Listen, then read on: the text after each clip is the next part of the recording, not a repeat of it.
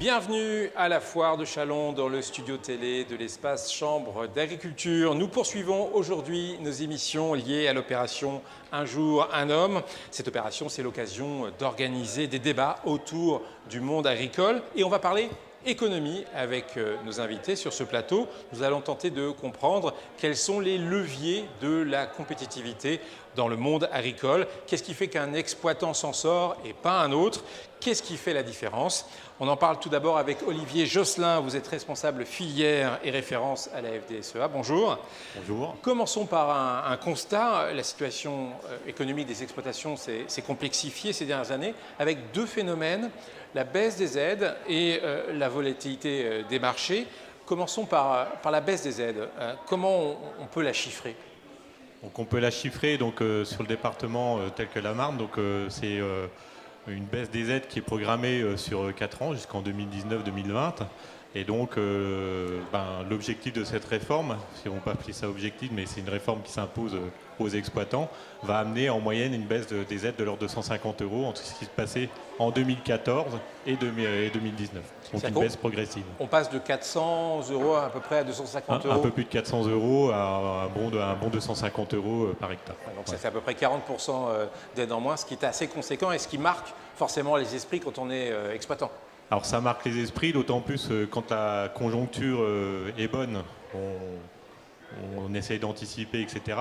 Et ça vient se mêler à une conjoncture qui est relativement compliquée depuis la récolte 2016, notamment 2015 pour certains. Et donc on cumule les baisses, les éléments qui amènent à une baisse de résultats. Et on cumule les difficultés avec une volatilité des marchés qui n'est pas heureuse. Une volatilité des marchés et puis des rendements qui sont très aléatoires, donc avec les changements climatiques, il faut l'admettre, commencent à marquer le territoire et à apporter de fortes volatilités sur les volumes récoltés. Et donc pour un exploitant, piloter son exploitation aujourd'hui, c'est relativement complexe parce qu'il y a les effets du marché, les effets liés au rendement, et quand le rendement n'est pas bon, on peut espérer que les prix remontent parce qu'il y a un manque de disponibilité. Sauf que on est un petit acteur au niveau mondial et un mauvais rendement comme l'année 2016, ça s'est traduit également par un prix fortement dégradé pour 2016, donc double peine et donc très compliqué. Exemple de volatilité des marchés sur le blé par exemple, on a une certaine dégringolade après quelques belles années. Voilà, donc on a connu l'année 2012 par exemple, donc on l'a tous en tête avec des prix qui étaient relativement élevés, autour de 200 € de la tonne. Donc quand on a intégrer ce prix-là, on raisonne ses investissements par rapport au potentiel de chiffre d'affaires que peut dégager l'exploitation, etc. Sauf que ce prix-là, on ne l'a jamais revu depuis. Et quand on fait un investissement qui tient compte de ces paramètres-là, on doit faire face à des remboursements d'emprunts, à des engagements financiers, etc. Et avec des ressources qui peuvent fortement diminuer. Et c'était le cas de 2016 où là on a un effet de ciseau qui était très violent et très marqué sur une grande partie des exploitations, quoi. Donc face à ce constat lourd, on va essayer de développer ensemble dans cette émission quelques idées pour retrouver une compétitivité un peu perdue. Il y a d'abord les fausses bonnes idées, on va dire, des fausses bonnes idées que peut avoir l'agriculteur, du genre les prix baissent, les subventions baissent, il faut que je m'agrandisse pour faire du volume. Ce n'est pas forcément toujours un deal gagnant, ça. On va prendre un exemple simple, si sur un hectare je perds de l'argent, si j'en achète un deuxième, je vais perdre 2 fois plus d'argent, et si j'en achète un troisième, 3 fois plus. Donc à un moment donné, effectivement, c'est déjà dire, sur ce que j'exploite déjà, c'est de dégager une rentabilité satisfaisante, et après je peux envisager éventuellement de me développer, auquel cas j'apporte de la rentabilité et un effet de levier à ma rentabilité. Ouais. Ne pas mettre la charrue avant les bœufs d'une certaine manière. Alors l'une des idées, c'est peut-être de faire des investissements intelligents, si je puis dire, sur l'achat de matériel technique. Et il y a peut-être des bonnes décisions à prendre. Donc des bonnes décisions, effectivement, c'est avoir un raisonnement rationnel par rapport à l'investissement, c'est-à-dire que viser à saturer un maximum l'outil de travail et ne pas faire un investissement pour avoir jouer sur la fiscalité ou quoi que ce soit, donc vraiment avoir un réel raisonnement économique. Au niveau des intrants, on s'aperçoit que donc, les intrants, ce sont les postes On va en reparler des intrants, mais je veux revenir sur le matériel technique. Vous disiez, un quart des exploitations ont des coûts de mécanisation de 230 € par hectare, pendant qu'un autre a des coûts de plus de 400 €. Ce qui prouve qu'il y a quand même un levier là à aller chercher, parce que ça ne veut pas dire que les exploitations qui ont un coût de 230 € par hectare sont nulles, si je puis dire, et n'y arrivent pas. Donc derrière ces coûts effectivement hyper maîtrisés en termes de charges, donc on a plusieurs profils d'exploitants. On peut avoir des personnes qui sont en fin de carrière, qui n'investissent plus, etc. Mais dans cette population, dans ces exploitants qui sont vraiment à un niveau très faible, il n'y a pas que des exploitants qui sont en fin de carrière qui n'investissent plus. On a des investissements qui se font en commun, avec des stratégies où ils ont accès à du matériel hyper sophistiqué, moderne, etc. Mais qui ont fait le choix de dire il faut que mon investissement il me coûte le moins cher possible et donc qu'il soit le plus efficace et le plus efficient possible. Matériel en commun, c'est ce que vous disiez. Matériel en commun. L'une des idées, c'est peut-être donc de partager du matériel neuf et efficace, de le partager entre plusieurs exploitations. Ça se fait, ça? Ça se fait, c'est une piste. Après, des pistes, il y en a on va dire, il y a un curseur qu'on peut pousser jusqu'à la mise en commun totale de l'exploitation, donc sous forme d'une société, etc.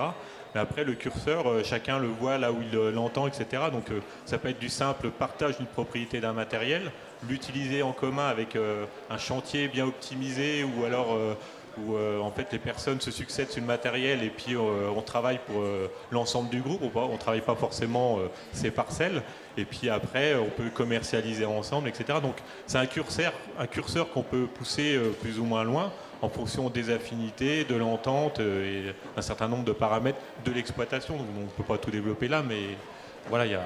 Voilà, on va dire que là, on a levé le levier du matériel technique et des investissements, parce qu'il y a certaines bonnes idées peut-être à reprendre dans votre discours. Dans le même registre de maîtrise des charges, il y a l'achat d'intrants, c'est ce que vous disiez, qui est très impactant sur l'exploitation. Tout à fait, parce que bon, l'achat d'intrants, donc... il y a on prend certains intrants, donc il y a des doses préconisées par les vendeurs, les firmes, etc. Et sous certaines conditions, s'il y a vraiment une bonne technicité de l'exploitant, etc. Donc ça, je n'ai pas de cours à faire là-dessus, parce que je suis loin d'avoir la prétention de connaître tout là-dessus. Mais on a des écarts très importants, donc de l'ordre de 120 à 150 € de l'hectare, de coûts d'intrants qui sont différents d'une exploitation à une autre, avec des potentiels similaires. Donc il n'y a rien d'autre qui vient me dire que c'est lié à la qualité du sol ou quoi que ce soit. Donc deux exploitations similaires sont capables, donc pour l'une d'avoir un coût d'intrant hyper optimisé, puis une autre aura un coût 150 € plus élevé. Donc là, il y a des leviers. Et là, effectivement, ça vaut le coup de s'y pencher, quoi. Oui, là, ce que vous dites, c'est qu'il y a aussi des choix à faire et qu'il ne faut pas être pris par le poids des habitudes. Un tiers des coûts de production d'une tonne de blé, c'est ça le coût des intrants. Un tiers des coûts de production d'une tonne de blé, c'est quand même important. Voilà. Et ce qui est après, il y a l'effet pervers de tout ça, c'est de dire si je prends des engagements financiers importants pour rembourser un parc matériel, etc., j'ai une obligation de chiffre d'affaires. Il faut que je sorte un chiffre d'affaires pour faire face à mes annuités. Donc je n'ai pas le droit de me louper sur l'ensemble des interventions que je vais faire sur mon exploitation ou de mes choix. Donc c'est-à-dire qu'il va falloir que j'investisse ou que je vais vouloir jouer l'assurance, mettre plein de doses sur certains produits, etc. Alors que si j'avais été... c'est pas prendre plus de risques, mais si j'avais mieux approché le sujet, etc., eh ben, je peux peut-être optimiser un petit peu mes coûts et donc mon obligation de chiffre d'affaires, mieux la maîtriser, quoi. Donc effectivement, plus on se met de charge sur le dos, plus on a une obligation de chiffre d'affaires importante à dégager. Et donc là, à un moment donné, il peut se poser un problème qui est criant. 2016, chute des rendements qui n'est pas du fait de l'agriculteur, c'est du fait du climat, et chute des marchés. Et donc là, c'est double peine. Autre idée pour retrouver de la compétitivité, c'est choisir la bonne technique de culture. Ça paraît évident comme ça, sensé, mais il y a vraiment des choix à faire sur ce plan-là. Tout à fait. Donc la bonne technique de culture, après, ça fait partie de la stratégie de l'exploitant, hein, c'est de dire, voilà, il y a des choses qui se font depuis de nombreuses années en termes de conduite culturelle, etc. Bon, il y a peut-être des choses à remettre en cause. Je rencontre de plus en plus de jeunes qui s'installent, qui ont tendance à remettre en cause l'existant, qui ne reprennent pas pour argent comptant ce qui était fait par leurs prédécesseurs et qui revisitent un peu tous les postes et qui se reposent des questions, est-ce que ça c'est bien fait jusqu'à aujourd'hui, est-ce que je continue comme ça, est-ce que je le remets en cause? Et donc, ils ont tendance à vouloir remettre en cause. Donc, ça peut générer ce qu'on appelle les conflits de génération, etc. Mais à un moment donné, voilà, ça leur permet de se faire un avis sur ce qu'ils font et pourquoi ils le font et s'ils le font bien. Et ça peut aboutir à de bonnes idées. Sur tous ces leviers, l'investissement mécanique, l'achat d'intrants, la technique de culture, les agriculteurs peuvent trouver des conseils importants sur tous ces leviers auprès de votre organisme? Alors, des conseils, oui. Après, souvent, la solution, qu'on est interrogé là-dessus, souvent, aux exploitants, je leur dis, la réponse, elle est chez vous. Donc après, c'est à nous de la faire émerger et de bien creuser ensemble pourquoi vous en êtes là, etc. Et on va la trouver ensemble, la réponse. Et ce qu'on a mis en place depuis bientôt 2 ans, et on a associé des partenaires qui nous ont semblé importants sur ces sujets-là, c'est réunir les exploitants dans une salle, les mettre sous forme de formation, et donc on les fait travailler sur leurs coûts, sur leurs chiffres. Et donc après, ça suscite des choses, une émulation entre eux où tu trouves tel chiffre, pourquoi tu as trouvé ce chiffre-là, ou qu'est-ce que tu as fait pour y arriver. Et ça amène des partages d'expériences. Et la réponse, elle était dans la salle entre des personnes. Et ça permet de faire évoluer, de faire cheminer les réflexions, quoi. Autre exemple de thématique d'échange, vous en faites sur différents dossiers comme ça? Ces échanges sont... c'est des formations sur les coûts de production, sur des changements de système, ce qui est l'agriculture de conservation. Après, sur la commercialisation des céréales, où on s'aperçoit que la performance de l'entreprise, c'est déjà bien maîtriser ses charges. Et puis après, c'est bien la vente. Donc, soit je suis à l'aise avec la vente, auquel cas, je le fais bien. Donc, il faut le faire de manière professionnelle et peut-être avec des bons conseils pour les faire le mieux possible. Ou soit je ne suis pas à l'aise du tout et je délègue ça à l'organisme stocker, la coopérative qui fait ça très bien. Et auquel cas, si je ne suis pas à l'aise, je travaille sur l'autre levier, c'est ma compétitivité, mes charges, quoi. Voilà. Vous évoquez l'important levier de compétitivité qui est la commercialisation évidemment de sa production. Là, vous évoquez évidemment déjà des premiers choix à faire. Et pour se faire aider dans cette commercialisation, il y a un outil très intéressant qui peut vous aider si vous nous regardez, si vous êtes exploitant. C'est l'application Piloter sa ferme que l'on retrouve sur Internet et ici à la Foire de Châlons. Sylvain Gessionnès, vous êtes le directeur commercial de cette start-up. Piloter sa ferme, c'est quoi exactement ? Eh bien, donc, on travaille avec les agriculteurs pour construire des outils d'aide à la décision, comme l'a rappelé Olivier. Donc, il y a une équation qui est difficile à résoudre aujourd'hui, une hausse des dépenses, des marchés volatiles de plus en plus impactants sur les prises de décision et des risques agricoles importants d'un point de vue rendement. Donc, on a construit avec les agriculteurs des outils d'aide à la décision qui permettent aux exploitants d'optimiser leur prise de décision de commercialisation et de sécuriser leurs revenus. Concrètement, comment ça marche? Je suis agriculteur, je veux utiliser Piloter sa ferme, qu'est-ce que je fais tous les jours? Aujourd'hui, donc, Piloter sa ferme, c'est accessible à travers un abonnement.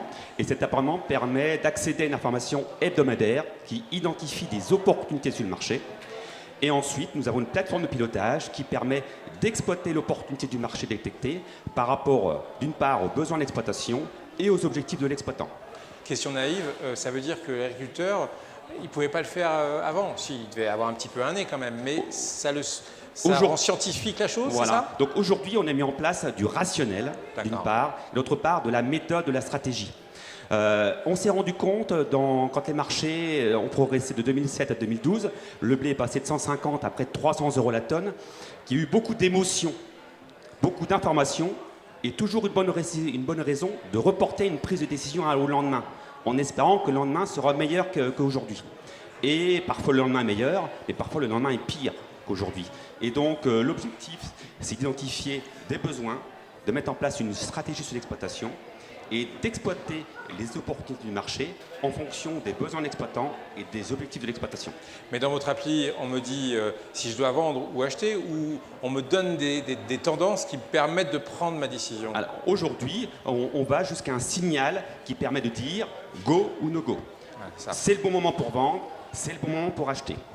Et c'est le bon moment, ok, mais combien il faut engager par rapport aux besoins d'exploitation, par rapport au risque climatique si on engage avant la moisson, et quels sont mes objectifs. Certains abonnés sont à l'aise avec les marchés à terme, d'autres ne vont pas avec les marchés à terme. Donc il est important que chaque abonné puisse avoir une stratégie en fonction de ses objectifs personnels. Voilà, en fonction d'une sorte de... Vous avez en quelque sorte synthétisé chaque exploitation et la décision et le go ou l'élément d'information n'est pas forcément le même en fonction de l'exploitation au même moment donné. On a construit un copilote. Chacun a son copilote, donc avec une information marché qui est commune à l'ensemble de nos abonnés et une information qui est personnalisée selon le profil de l'exploitation et les objectifs de l'exploitant. Est-ce que ça prend beaucoup de temps à l'exploitant pour maîtriser votre outil? Aujourd'hui, nos abonnés consomment 5 minutes par semaine piloter sa ferme pour prendre des décisions rationnelles en lien avec les besoins de leur exploitation.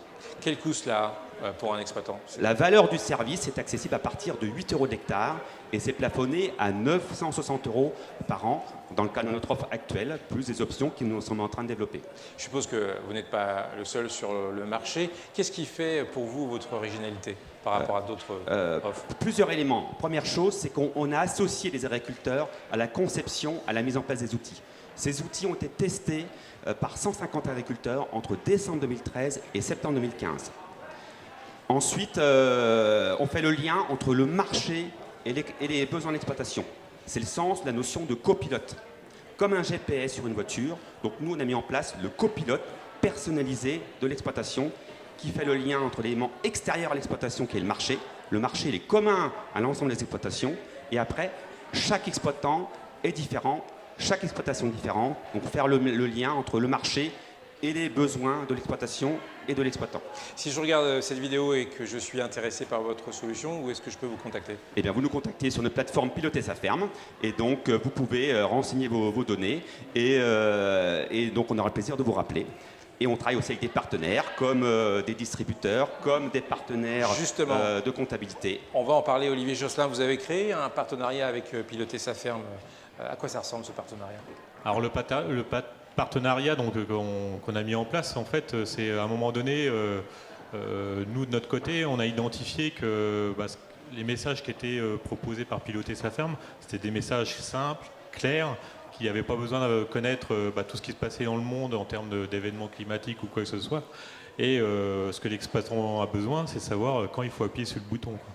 Et donc, voilà, ça m'a paru, voilà, il n'y a pas besoin d'avoir une formation hyper poussée, donc ça me permettait, j'avais trouvé ça assez séduisant, quoi. Et donc, trop d'exploitants aujourd'hui, quand on regarde, donc je travaille sur des références issues des comptabilités suivies par les entreprises, et on s'aperçoit qu'il voilà, y a des exploitants qui s'aventurent sur le marché, et puis ils ont vendu... en espérant toujours vendre mieux, ils ont vendu au pire de l'année parce que ils attendent. Puis à un moment donné, il faut que les euros y rentrent, il faut vendre. Et puis ils vendent, ils ont vendu au pire du marché ou pas, ils n'ont pas forcément bien vendu, quoi. Et donc ça a amené ces exploitants-là, qui ne sont pas une majorité, qui sont quelques-uns, ça a apporté de la sécurité et de la performance au niveau de leur entreprise. Et qu'ils se dégagent de ce stress permanent où ils attendent toujours le jour meilleur qui ne viendra jamais, comme disait Sylvain tout à l'heure. Et puis l'opération elle se fait au pire, quoi. Est-ce qu'il y a d'autres plateformes numériques complémentaires comme ça que la FDSEA recommande? Alors en termes de plateformes numériques, effectivement, il y a d'autres plateformes qui aujourd'hui le numérique ouvre plein de portes en termes de performance économique sur les exploitations et les entreprises. Donc on travaille un petit peu avec WeFarmUp, donc qui est une start-up qui propose de mettre en relation des exploitants pour l'utilisation du matériel. Donc un exploitant qui a trop de matériel peut le mettre à disposition sur WeFarmUp et le louer et apporter un peu de valeur ajoutée à son entreprise. Et l'exploitant qui ne dispose pas de ce matériel, donc en disposer. Et donc voilà, il y a plein de nouvelles start-up ou idées comme ça qui germent, des mises en commun de compétences. Donc on va dire que c'est un marché parallèle du conseil, etc. Mais voilà, il y a des gens qui ont des compétences, qui ont mis en place des expériences sur leur exploitation. Pourquoi pas les partager. Et, voilà, aujourd'hui, il y a des plateformes qui permettent de mutualiser ces compétences-là. Donc, Pour conclure, Olivier Josselin, quand on vous entend, malgré les difficultés qu'on a constatées en début d'émission, on se dit qu'il n'y a pas de fatalité. On peut quand même avoir pas mal de leviers qui permettent de redimensionner son exploitation. C'est valable dans le monde de l'entreprise en général, quoi. Dès qu'on sent qu'il y a des difficultés qui arrivent, il les anticiper ou s'armer pour ne pas les affronter de pleine face et les anticiper au maximum. Et donc, ces difficultés-là, faut bien les analyser au départ, d'où elles viennent, pourquoi elles sont, j'en suis là, et est-ce que j'attends demain pour réagir ou est-ce que je réagis tant que j'ai encore un peu les moyens de réagir, quoi. Donc, que du bon sens finalement. Du bon sens, effectivement. Merci en tout cas pour votre participation à ce studio. On vous souhaite une bonne foire de Chalon et on vous dit à très bientôt pour une nouvelle émission. Au revoir.